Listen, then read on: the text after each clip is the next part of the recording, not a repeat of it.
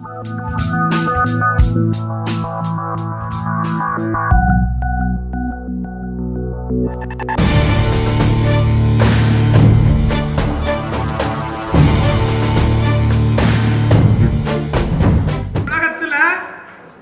விஷயங்கள் தான் ரொம்ப பெருசு. ஒன்று புகழ், இன்னொன்று பணம். இந்த பணமும் புகழும் அதிகமாக கிடைக்கக்கூடிய இடம், ஒரு சேர கிடைக்கக்கூடிய ஒரு இடம் இந்த உலகத்தில் இருக்குன்னு சொன்னால் அது சினிமா மட்டும்தான்.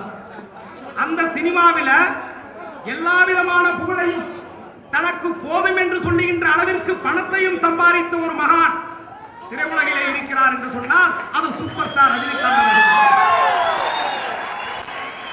அப்பேற்பட்ட அந்த மகான் எந்த ஒரு காலகட்டத்திலாவது எந்த ஒரு தனி மனிதனிடத்திலாவது பெரியவராக காட்டி அடையாளம் காட்டிய நிகழ்ச்சிகள் உண்டா என்று உற்று பார்த்தீர்களேயானால் நிச்சயமாக அப்படி ஒரு தகவல்களை உங்களுக்கு சொல்வதற்கு ஆள் இருக்க மாட்டார். ஒரு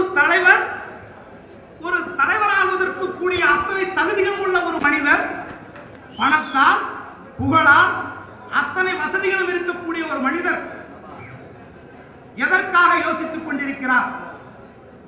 அவருக்கு பின்னாலே நடிக்க வந்தவர்கள், அவருக்கு பின்னாலே இந்த திரையுலகத்திலே ஒரு அடையாளம் கண்டு கொண்டவர்கள்,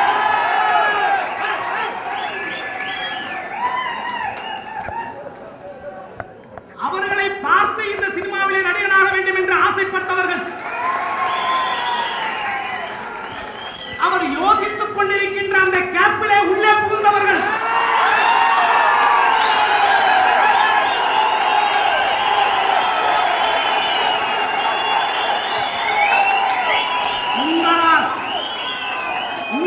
சூப்பர் ஸ்டார் ரஜினிகாந்த் அவர்களால் திரையுலகில் கவரப்பட்டு இந்த சென்னை மாநகரத்துக்கு வந்தவர்கள் உடனடியாக சூப்பர் ஸ்டார் ஆக வேண்டும் என்று ஆசைப்படுகிறார்கள்.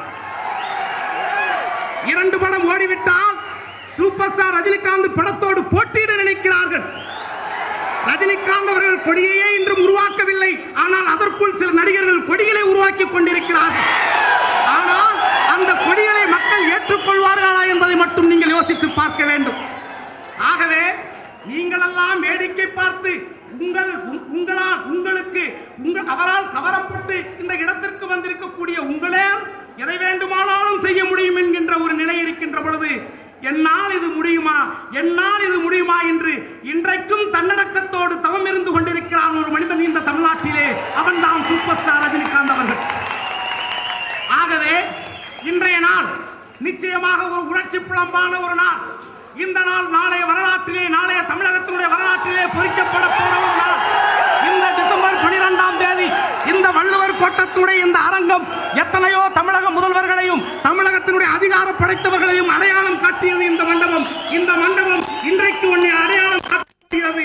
அதுதான் எதிர்காலத்திலே ரஜினிகாந்த் அவர்கள் தலைமையிலே தமிழகத்தினுடைய சிறப்பான ஆட்சி, தமிழர்களுக்கான ஒரு சிறப்பான ஆட்சி நடக்கப் போகிறது.